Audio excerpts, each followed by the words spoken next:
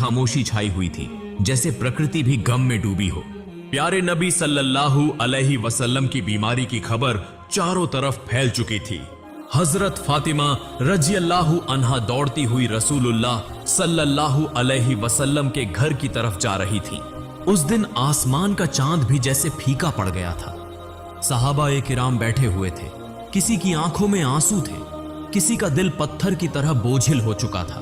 कोई कुछ बोल नहीं रहा था, बस खामोशी से सिसकियां लेकर रो रहे थे। इधर मोहम्मद रसूलुल्लाह सल्लल्लाहु अलैहि वसल्लम बीमार हालत में अपने घर में मौजूद थे। पास हजरत फातिमा रजियल्लाहु अन्हा और अम्मी जान आयशा रजियल्लाहु अन्हा मौजूद थीं। तब नबी करीम सल्लल्लाहु अलैहि वसल्लम ने फरमाया, ए आयशा, अबू बकर को खबर दो।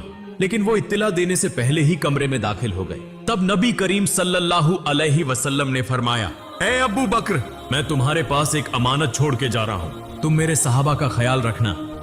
ये बातें हो ही रही थीं कि अचानक घर का माहौल बदल गया। एक अजीब नूर घर के आसपास फैलने लगा। हजरत आयशा रजियल्लाहु अन्हा हैरान होकर इधर उधर देखने लगी।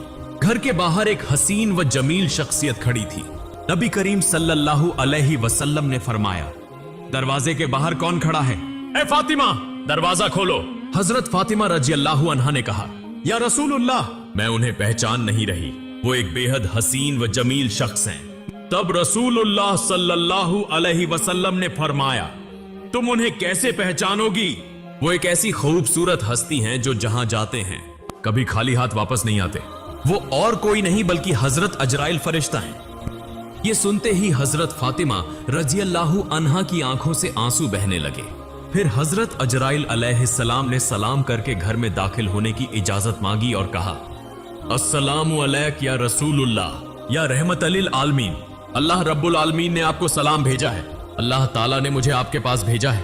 या रसूलुल्लाह, अगर आप इजाजत दें तो ही रूह कब्ज करूंगा, वरना वापस चला जाऊंगा। आप जितने दिन चाहें इस दुनिया में रह सकते हैं। Here's a look at my week on Facebook gaming. Monday morning, I play puzzle games. On Tuesday, I choose racing games. आप जितने दिन चाहें इस दुनिया में रह सकते हैं। तब नबी करीम सल्लल्लाहु अलैहि वसल्लम ने फरमाया, ए अजराइल अलैहिस्सलाम, मेरा तो अल्लाह से एक बात कहना बाकी है। अजराइल ने पूछा, या रसूलुल्लाह, कौन सी बात बाकी है? तब रसूलुल्लाह सल्लल्लाहु अलैहि वसल्लम ने फरमाया, मेरा भाई जिब्राइल कहां है? मैं उससे मुलाकात करना चाहता हूं। उस वक्त हजरत जिब्राइल अलैहिस्सलाम पहले आसमान पर थे। ये सुनते ही फौरन रसूलुल्लाह सल्लल्लाहु अलैहि वसल्लम के घर में दाखिल हो गए। कमरे के अंदर एक गैर फानी नूर की रोशनी फैल गई। उस नूर के बीच में हजरत जिब्राइल अलैहिस्सलाम खड़े थे। उन्होंने फरमाया, या रसूलुल्लाह, ए अल्लाह के पैगंबर, आप क्यों रो रहे हैं? मोहम्मद रसूलुल्लाह सल्लल्लाहु अलैहि वसल्लम ने फरमाया, ए भाई जिब्राइल, मैं इसलिए रो रहा हूं कि जब मैं इस दुनिया से चला जाऊंगा, मेरे गुनहगार उम्मतियों का क्या होगा? तुम मेरे रब से यह बात जाकर मालूम करो। यह सुनकर हजरत जिब्राइल अलैहिस्सलाम फौरन अल्लाह के अर्श की तरफ रवाना हो गए।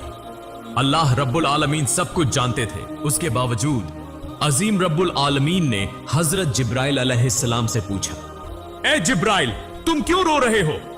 जिब्राइल अलैहिस्सलाम ने अर्ज किया, ए मेरे अजीम रब, ए अल्लाह रब्बुल आलमीन, मैं तो आपके प्यारे हबीब, प्यारे रसूल के लिए रो रहा हूं, और आपके प्यारे रसूल अपने गुनहगार उम्मतियों के लिए रो रहे हैं।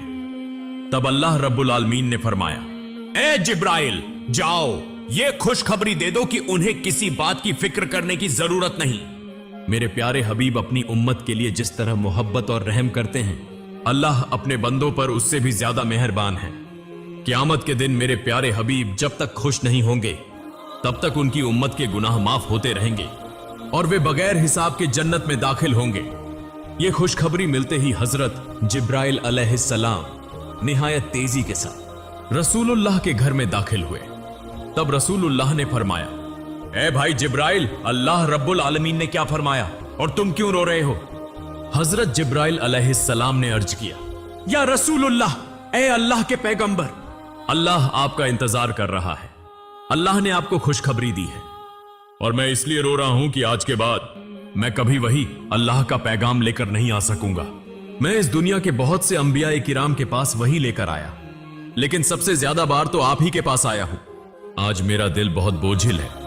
तब रसूलुल्लाह ने फरिश्ते को तसल्ली दी और फिर मोहम्मद रसूलुल्लाह ने हजरत अजराइल अलैहिस्सलाम को इजाजत दी। इस पर हजरत अजराइल फरिश्ते ने सबसे पहले अपना हाथ रसूलुल्लाह के सीना मुबारक पर रखा। तब नबी करीम ने फरमाया, ए भाई अजराइल, जान निकालने की जितनी तकलीफ है वो मुझे दे देना, मगर मेरी उम्मत को न देना। तब हजरत अजराइल ने कहा, या रसूलुल्लाह, आपको परेशान होने की जरूरत नहीं। आपकी उम्मत में जो सच्चे ईमान वाले होंगे उनकी रूह इस तरह कब्ज की जाएगी जैसे एक बच्चा मां की गोद में दूध पीते पीते सो जाता है।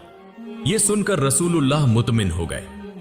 फिर आहिस्ता आहिस्ता बहुत इज्जत व कहार के साथ यह अमल मुकम्मल हुआ और रसूलुल्लाह की रूह मुबारक अल्लाह के अर्श की तरफ ले जाई गई।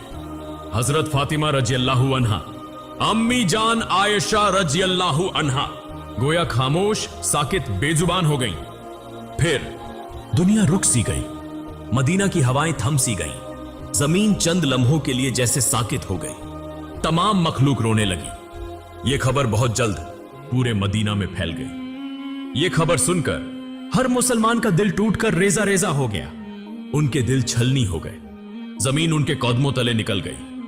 रहमत वाले नबी के आशिक, जिंदगी भर के साथी और जान निसार साहबा जो आपको अपनी जान से भी ज्यादा चाहते थे, वो इस खबर को सुनकर कई तो बेजुबान हो गए और कई बच्चों की तरह झारो कतार रोने लगे।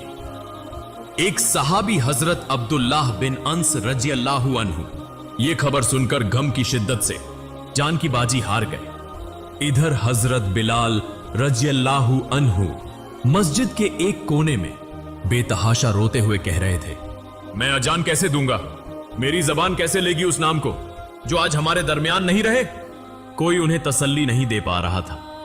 फिर वो बेबस होकर पागलों की तरह इधर उधर भागने लगे। जिससे मिल रहे हैं उनसे पूछते जा रहे हैं, क्या तुमने मेरे प्यारे नबी को देखा है? लेकिन कोई कुछ नहीं कह पा रहा था क्योंकि सबकी हालत एक जैसी थी। कौन किसको दिलासा देता? इधर यह खबर हजरत उमर रज़ियल्लाहु अन्हु के कानों तक पहुंची। हजरत उमर रज़ियल्लाहु अन्हु जैसे अकलमंद, बहादुर और दाना सहाबी जोर जोर से रोने लगे, तलवार निकाली और कहने लगे, मेरे प्यारे नबी कभी वफात नहीं पा सकते। जो कहेगा कि हमारे नबी का इंतेकाल हो गया है, मैं उसे तलवार से 2 टुकड़े कर दूंगा।